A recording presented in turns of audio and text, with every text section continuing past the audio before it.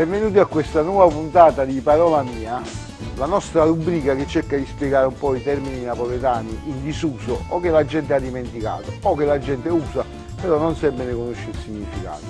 Oggi analizziamo il termine cufecchia. Vediamo un po' che ne pensa il popolo napoletano di questa nuova parola.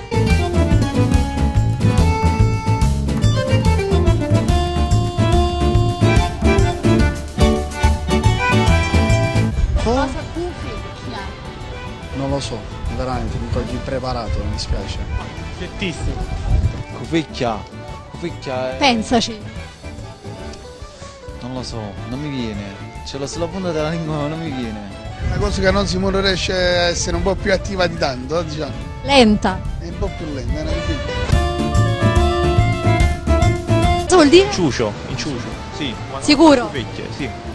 Sono le cose, le magagne, le cufecchie che fanno. Le cose nascoste. E anche sono gli inciuci, le cufecchie, le magagne. Essere un inciucio.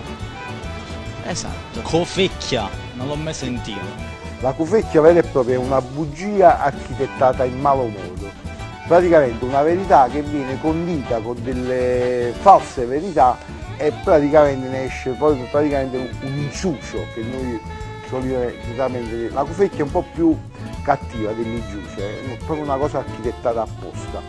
Questa parola ci viene dal greco kufos, che significa sciocco o stolto, appunto quello che fa le cufecchie è uno sciocco. Parola mia.